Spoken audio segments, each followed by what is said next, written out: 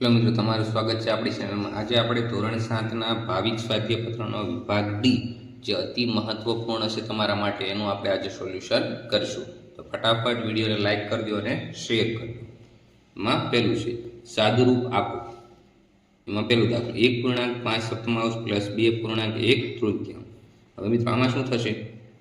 આ બંનેનો ગુણાકાર, એમાં આપણે શું કરવાનું? ઉપરની રકમ આપણે એડ કરવાની પડે। તો 7 એકા 7, 7 ને 5 કેટલા થઈ જશે? 12। 12/7 વત્તા 3 દુ 6, 6 વત્તા 1 કેટલા થઈ ગયા? 7। 3 દુ 6, 6 ને 1 7, 7/3। હવે મિત્રો આનો લસાઅ કેટલો થશે? 7 તેરી 21 અને 3 સત્તા 21, તો લસાઅ કેટલો થઈ ગયો? 21 થઈ ગયો। લસાઅ બરાબર 21।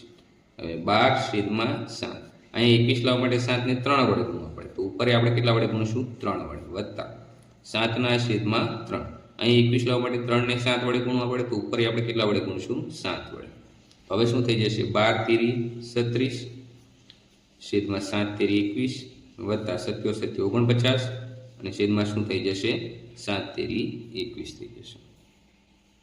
હવે શું થઈ જશે? લસાઅ 21 છે, 36 વત્તા 49 છેદમાં શું થઈ જશે? 21 થઈ જશે। હવે 36 વત્તા 49 નો સરવાળો કેટલો થઈ જશે? 75 છેદમાં શું આવી ગયા? 21 થઈ ગયા। તો આપણો આ શું થઈ ગયો? આન્સર થઈ ગયો। ત્યાર પછી બીજો દાખલો 2.4 માઇનસ 1.2 તૃતીયાંશ। તો આમાં પણ ઉપરનો દાખલો જે બાજુમાં કર્યો એવો જ કરવાનો। 5 દુ 10, 10 ને 4 કેટલા થઈ જશે? 14 છેદમાં કેટલા છે? 5 એમના પ્લસ માઇનસ 3 એકા 3, 3 ને 2 કેટલા થઈ જશે? 5 છેદમાં 3 એમના। હવે 5 તેરી કેટલા થઈ જશે? 15 અને 3 પંચા 15, તો લસાઅ આપણો કેટલો થઈ ગયો? લસાઅ બરાબર 15 થઈ જશે। આપણે આને લખી શકીએ 14 છેદમાં 5। હવે લસાઅ અહીંયા 15 લાવવા માટે 5 ને કેટલા વડે ગુણવા પડે? 3 વડે, તો અંશમાં આપણે 3 વડે ગુણશું, -5 છેદમાં 3। 15 લાવવા માટે 3 ને 5 વડે ગુણવા પડે, તો ઉપર આપણે કેટલા વડે ગુણશું? 5 વડે ગુણશું, તો 14 તેરી કેટલા થઈ જશે? 21 થઈ જશે। 5 તેરી 15 માઇનસ 5 25 છેદમાં 5, 3 પંચા 15। હવે લસાઅ 15 છે આપણો, તો 21 માઇનસ 25 છેદમાં 15। હવે 21 માંથી 25 કાઢશો એટલે 3 વધશે, 21 માંથી 25 કાઢશો એટલા વચ્ચે 4 વધશે, પણ આ 25 મોટા છે એટલે માઇનસ નિશાની, તો -4 છેદમાં 15। તો આપણો શું થઈ ગયો? આન્સર થઈ ગયો। ત્યાર પછી દાખલા નંબર 2, પેટર્નમાં વધુ 4 સમય સંખ્યા લખો। તો પેટર્ન કેવી છે? -2, 2, 4 અને 6 આપી છે। હવે આ 2 ને તમે -1 વડે ગુણો, તો -2 ગુણ્યા -1, તો 2 થઈ જશે। 2 ને હવે કેટલા વડે ગુણો? 4 વડે, તો 2 દુ 4 થઈ જશે। 2 ને કેટલા વડે? 3 ગુણો, તો 6 થઈ જશે। હવે 2 ને કેટલા વડે ગુણવાના? 4 વડે ગુણો એટલે 8 થઈ જશે। હવે 2 ને કેટલા વડે ગુણવા પડે? 5 વડે, તો 2 પંચા 10। તો તમે આ રીતે પણ કરી શકો। હું તમને આ પેટર્ન સમજાવું। 2 ગુણ્યા -1 છેદમાં 3 ગુણ્યા -1। હવે 2 એકા 2, બંને માઇનસ માઇનસ, તો પ્લસ થઈ જશે। 3 એકા 3, તો 3 ગુણ્યા 1 એટલે -3, આ પ્લસ છે, આ માઇનસ છે। તો આ પહેલી પેટર્ન મળી ગઈ આપણને। હવે બીજી પેટર્ન કઈ રીતની છે? 2 છેદમાં -3। હવે આને આપણે મૂળ આધાર લઈશું, એને આપણે કેટલા વડે ગુણીએ? 2 વડે। હવે આ -1 વડે ગુણ્યા, હવે -2 હતા આપણી પાસે અને છેદમાં કેટલા હતા? +3 હતા। હવે આને આપણે -2 વડે ગુણી અને નીચે પણ કેટલા વડે ગુણશું? -2 વડે, તો 2 દુ 4, માઇનસ માઇનસ પ્લસ થઈ જશે, અને 3 દુ 6, પણ આ 3 પ્લસ છે, આ માઇનસ છે એટલે -6। તો આ બીજી પેટર્ન મળી ગઈ। આ રીતે ત્રીજી પેટર્ન લેવાની છે, તો -2 ના છેદમાં 3 પહેલી સંખ્યા લખી નાખો, એને -3 વડે ગુણો, ઉપર નીચે -3, તો કેટલા થઈ જશે? 2 તેરી 6, બંને માઇનસ માઇનસ એટલે પ્લસ થઈ જશે।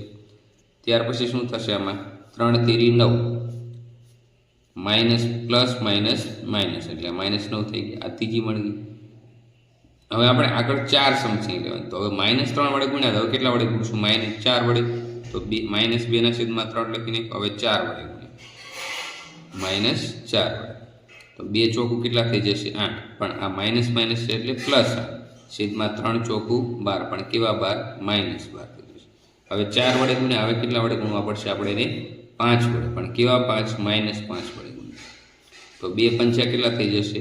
10 થઈ જશે. 3 પંચા 15. પણ આમાં એક પ્લસ છે, એક માઇનસ છે. પ્લસ માઇનસ માઇનસ, આ માઇનસ માઇનસ છે એટલે પ્લસ. ત્યાર પછી -2/3 એમના. હવે 5 વડે ગુણ્યા, આવા કેટલા વડે ગુણવાના? 6 વડે. -6 વડે. 2 6 12 થઈ જશે. 3 6 18. પણ આ પ્લસ, આ માઇનસ એટલે -18 થઈ ગઈ. હવે કેટલી સંખ્યા મળી ગઈ આપણે? 6/9 સુધી સંખ્યા આપી દીધી. આ પહેલી સંખ્યા, બીજી સંખ્યા અને ત્રીજી સંખ્યા. હવે ચોથી સંખ્યા મેળવવા. તો -2/3 લખી દીધું. છેલ્લે આપણે 6 વડે ગુણ્યા. હવે કેટલા વડે ગુણવાના? 7 વડે. 2 સત્તા 14. બંને માઇનસ માઇનસ એટલે પ્લસ થઈ જશે. છેદમાં શું થઈ જશે? 3 સત્તા 21. આ માઇનસ, આ પ્લસ એટલે -21. તો 4 સંખ્યા મળી ગઈ. આ પહેલી સંખ્યા, બીજી સંખ્યા, ત્રીજી સંખ્યા અને ચોથી સંખ્યા. તો આપણે અહીં લખી દઈએ 4 સંખ્યા. 8/-12. બીજી સંખ્યા કઈ મળી? 10/-15. ત્રીજી સંખ્યા કઈ મળી? 12/-18. અને ચોથી સંખ્યા કઈ મળી? 14/-21. તો આ પેટર્નમાં વધુ 4 સમય સંખ્યા આપણને મળી ગઈ. દાખલા નંબર 3. નીચેના દરેકમાં કઈ સંખ્યા મોટી છે? તો એમાં આપ્યું છે 5/6 અને -4/3. તો -5/6 અને -4/3. હવે આ બંને સંખ્યાના છેદ અલગ અલગ છે. તો આપણે શું લેવો પડે? લસા લેવો પડે. તો લસા કેટલો થશે આનો? 6 એકા 6 અને 3 દુ 6. તો લસા કેટલો થઈ ગયો? 6 થઈ ગયો. હવે આ -5/6. તો આના છેદમાં 6 જ છે, તો આને ગુણાકાર કરવો પડશે નહીં. હવે બીજી સંખ્યા છે -4/3. હવે અહીંયા શું કરવું પડે? લસા તમારે લેવો પડે. શું કરવા? કે અહીંયા 6 છે નહીં, એટલે અહીંયા 2 વડે ગુણો એટલે 6 થઈ જાય. તો ઉપર 2 વડે ગુણવાના. તો આ પહેલી સંખ્યા -5/6 એમના. હવે આ 4 દુ 8, -8/6. હવે બંનેના છેદમાં 6 આવી ગયો, એટલે આપણે છેદ જોવાનો, અંશમાં જ જોવાનો. તો અહીં -5 અને -8. તો મોટી સંખ્યા કઈ થઈ જશે? -5. મિત્રો, આ તમારે યાદ રાખવાનું કે માઇનસમાં જે નાની સંખ્યા છે 5 6 7, તો 5 છે એ શું થઈ જશે? મોટી થઈ જશે. જેમ તમારે નંબર વધતા જાય એમ માઇનસમાં એ સંખ્યા કેવી થતી જાય છે? નાની થઈ જાય. તો મોટી સંખ્યા કઈ મળી? મોટી સંખ્યા બરાબર -5/6 થઈ જશે. ત્યાર પછી બી, -3 2/7 અને -3 4/5. તો હવે આને આપણે ગુણાકાર કરી દઈએ. તો 3 સત્તા 21. 21 ને 2 કેટલા થઈ જશે? 23. તો -23/7. ત્યાર પછી 5 તેરી 15. 15 ને 4 કેટલા થઈ જશે? 19. છેદમાં કેટલા થઈ જશે? 5. અને આગળ નિશાની કેવી છે? માઇનસ. તો બે સંખ્યા મળી, -23/7 અને -19/5. હવે આનો લસા કેટલો થઈ જશે? 7 5 35 અને 5 સત્તા 35. તો લસા કેટલો થઈ ગયો? 35. 35 લાવવા માટે આ 23/7 એમના. 35 લાવવા માટે 7 ને કેટલા વડે ગુણવા પડે? 5 વડે. તો ઉપર 5 વડે ગુણાશે. બીજી સંખ્યા -19/5. હવે અહીંયા 35 લાવવા માટે આને કેટલા વડે ગુણવા પડે? 7 વડે. તો ઉપર કેટલા વડે ગુણશું આપણે? 7 વડે. હવે 23 5 5 તેરી 15 વધ્યા 1 5 દુ 10 ને 1 11 115. 7 5 35. હવે આ માઇનસ છે એટલે આ સંખ્યા માઇનસ રહેશે. બીજી 19 સત્તા કેટલા થઈ જશે? 133 થઈ જશે. તો એ અહીંયા -19 થઈ જશે. 35 એમના. હવે બે સંખ્યા મળે આપણને, -115/35 અને બીજી -133/35. તો માઇનસમાં જેમ સંખ્યા નાની એ સંખ્યા શું હોય? મોટી. તો આ સંખ્યા શું થઈ જશે? મોટી. તો એની મૂળ સંખ્યા કઈ હતી? મોટી સંખ્યા. તો આ -115/35 મોટી સંખ્યા. હવે એની મૂળ સંખ્યા કઈ છે? -3.2/7. મોટી સંખ્યા -3.2/7. આ સંખ્યા આપણો આન્સર થઈ ગયો. ત્યાર પછી પ્રશ્ન નંબર 4. ગણતરી કરીને સંકેતોથી વધારેથી ઓછો અને બરાબરમાંથી યોગ્ય સંકેત પસંદ કરીને ખાલી જગ્યામાં લખો. હવે પેલું શું છે? 5/7 અને બીજું શું છે? -4/-5. હવે આ બંને માઇનસ માઇનસ છે, તો સંખ્યા શું થઈ જશે? ઉડી જશે. તો 5/7 થઈ ગયું. માઇનસ માઇનસ ઉડી જશે તો શું થઈ જશે? પ્લસ થઈ જશે. અને 4/7 શું થઈ ગયું? 5 થઈ ગયું. હવે આ બંનેનો લસા શું થઈ જશે? 35. લસા બરાબર 35. 7 5 35 અને 5 7 35. તો લસા 35 થઈ ગયું. તો 5/7 35 લાવવા માટે 7 ને 5 વડે ગુણવા પડે, તો અંશમાં 5 વડે ગુણવા પડે. 4 ના છેદમાં 5. અહીંયા 35 લાવવા માટે 5 ને 7 વડે ગુણવા પડે, તો 4 ને 7 વડે ગુણાશે, તો શું થઈ જશે? 5 5 25 છેદમાં 35. બીજી સંખ્યા કઈ છે? 4 7 28 છેદમાં 35. હવે પ્લસમાં તો જે સંખ્યા મોટી છે એ જ તે મોટી થશે, તો 28 ના છેદમાં 35 ની સંખ્યા શું થઈ જશે? મોટી થઈ જશે. તો આપણા મેઇન સંખ્યામાં શું આવશે? -4 ના છેદમાં 5 સંખ્યા શું થઈ જશે? મોટી થઈ જશે. તમે નીચે આવું પણ લખી શકો, 5 ના છેદમાં 7 કરતાં -4 ના છેદમાં 5 સંખ્યા શું છે? મોટી છે. ત્યાર પછી ડી, -8 ના છેદમાં 7 બ્રેકેટ -16 ના છેદમાં 14. હવે જો અહીંયા 7 છે અને અહીંયા 14 છે, તો લસા કેટલો થઈ જશે? લસા બરાબર 14 થઈ જશે. બરાબર, -8 છેદમાં 7. 14 લાવવા માટે 7 ને કેટલા વડે ગુણવા? આપણે 2 વડે, તો ઉપર 2 વડે ગુણાશે. આ બ્રેકેટ -14 છેદમાં 16. હવે અહીંયા ગુણાકાર કરવો પડશે નહીં, કેમ કે લસા આપણો 14 છે, તો 14 ના 14 એમનો, તો 8 દુ કેટલા થઈ જશે? 16 છેદમાં 7 દુ 14. અને અહીંયા શું થઈ જશે? -16 ના છેદમાં 14. બંને સંખ્યા સરખી આવી, તો નિશાની કઈ આવશે? બરાબર. તો અહીંયા નિશાની કઈ આવી જશે? બરાબરની નિશાની આવી જશે. ત્યાર પછી દાખલા નંબર 5, પેટર્નમાં વધુ 4 સમય સંખ્યા લખો. તો મિત્રો આમાં રકમમાં થોડુંક વિસંગતતા જોવા મળે છે. જો આપણે પેટર્નને ફેરવી નાખીએ, 2 ના છેદમાં 7, પછી 3 ના છેદમાં 14, 4 ના છેદમાં 21, 5 ના છેદમાં 28, તો આ રીતે ગોઠવી દઈએ તો શું થાય છે? ઉપર ક્રમ આપ્યા છે 1 2 3 4 એ રીતે. તો આગળ 4 સમય સંખ્યા શું થાય? આ 7 નો ઘડિયો છે, તો આગળ શું થશે? 5 પછી 6 7 8 અને 9 થઈ જશે. નીચે શું થઈ જશે મિત્રો?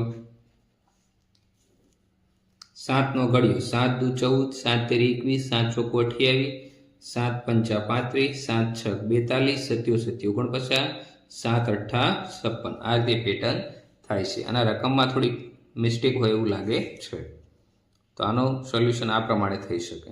ત્યાર પછી પ્રશ્ન નંબર 6, નીચેની સમય સંખ્યાને સડતા ક્રમમાં લખો. તો મિત્રો આને સડતા ક્રમમાં લખવું હોય તો બધાનો છેદ સરખો હોવો જોઈએ. અહીંયા છેદ બધાનો અલગ અલગ છે, તો આનો બધાનો આપણે શું કરવો પડે? લસા લેવો પડે. તો આનો લસા શું થઈ જશે? 20. 4 25, 2 દાણ 20, 5 ચોક 20 અને 4 પંચા 20. તો લસા બધાનો શું થઈ જશે? 20 થઈ જશે. હવે આપણે સંખ્યા લખી નાખીએ, 3 ના છેદમાં 4. હવે અહીંયા 20 લાવવા માટે 4 ને 5 વડે ગુણવા પડે, તો ઉપર 5 વડે ગુણશું. બીજી સંખ્યા છે -1 છેદમાં 2. હવે આમાં આપણે લસા 20 લાવવા માટે આને 10 વડે ગુણવા પડે, તો ઉપર 10 વડે ગુણાશે. ત્યાર પછી ત્રીજી સંખ્યા છે -4 ના છેદમાં 5. અહીંયા 20 લાવવા માટે 5 ને કેટલા વડે ગુણવા પડે? 4. 5 ચોક 20, તો ઉપર 4 વડે ગુણશું. ત્યાર પછીની સંખ્યા છે -1 ના છેદમાં 4. તો આને 20 લાવવા માટે 4 ને કેટલા વડે ગુણવા પડે? 5 વડે, તો ઉપર આપણે કેટલા વડે ગુણશું? 5 વડે. હવે સંખ્યા કેટલી મળશે? 3 પંચા 15 છેદમાં 20. 1 ગુણ્યા 10 એટલે -10 છેદમાં 20. ત્યાર પછી ચોકે ચોકે 16, 5 ચોક 20. ત્યાર પછી સંખ્યા 5 એકા 5 અને 4 પંચા 20. હવે મિત્રો જો આ માઇનસ પ્લસ એટલે માઇનસ થયું, આ માઇનસ પ્લસ એટલે માઇનસ, આ માઇનસ પ્લસ એટલે માઇનસ. હવે આપણે સડતા ક્રમમાં લખીએ.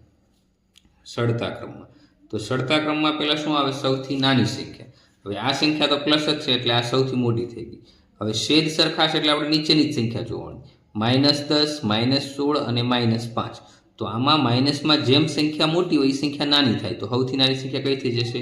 -16 ના છેદમાં 20. ત્યાર પછી -10 ના છેદમાં 20. ત્યાર પછી -5 ના છેદમાં 20 અને છેલ્લે શું આવશે? 15 ના છેદમાં 20.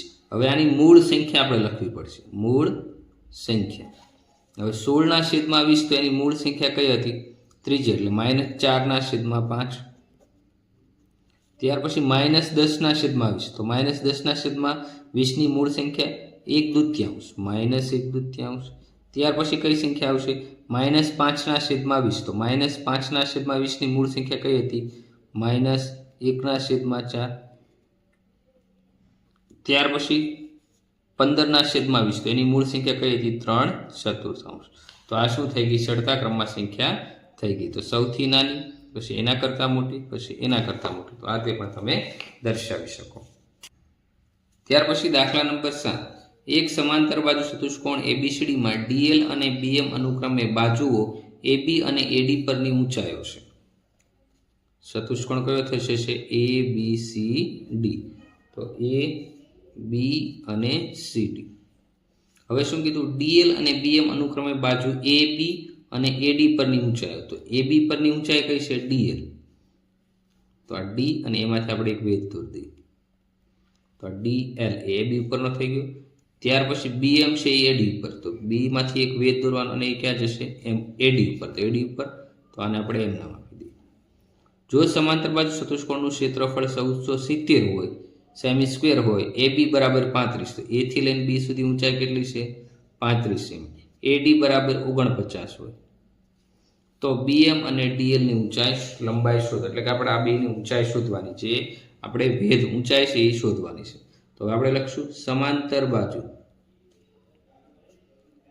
ચતુષ્કોણનું ક્ષેત્રફળ બરાબર આધાર ગુણ્યા ઊંચાઈ. શું થશે? આધાર ગુણ્યા ઊંચાઈ. હવે ક્ષેત્રફળ કેટલું આપ્યું? 1470. હવે આધાર આપણે એ બી લઈ લઈએ. તો આધાર એ બી. તો આ એ બી ઉપરની ઊંચાઈ કઈ છે? આ ડીએલ. તો અહીંયા શું કરી દઈએ આપણે? ડીએલ. તો 1470 એમ નામ રહેશે. એ બી આપણું કેટલું છે? 35 છે. ડીએલ આપણે શોધવાનું. ડીએલ આરે 35 ગુણાકારમાં. તો એ ક્યાં જશે? ભાગાકારમાં. 1470 ભાગ્યા 35 બરાબર અહીં શું મળશે આપણને? ડીએલ મળશે. હવે 1470 ને આપણે 35 વડે ભાંગવાના. 35 ચોકું કેટલા થઈ જશે? 140. 7 વધ્યા. 35 દૂ 70. તો આપણે ડીએલ કેટલું મળ્યું? 42. તો આપણે લખી નાખશું ડીએલ બરાબર 42 છે. હવે આપણને ડીએલ મળી ગયો છે. હવે બીજો કઈ ઊંચાઈ ગોતવાની છે? આપણે બીએમ ગોતવાની છે. તો એના માટે આપણે પાછું લખીશું આવું તે સમાંતર બાજુ ચતુષ્કોણનું ક્ષેત્રફળ બરાબર આધાર ગુણ્યા ઊંચાઈ. હવે ક્ષેત્રફળ આપણે કેટલું આપ્યું છે? 1470 આપેલું છે. હવે આધાર. હવે બીએમ શોધવા માટેનો આધાર કયો છે? 49. તો આપણે 49 લખી દઈએ. ઊંચાઈ કઈ છે આપણી? એ બીએમ. ઊંચાઈ કઈ છે? બીએમ. તો બીએમ લખી દીધું. હવે બીએમ સાથે 49 ગુણાકારમાં. એ ક્યાં જશે? ભાગાકારમાં. 1470 ભાગ્યા 49 બરાબર બીએમ થશે.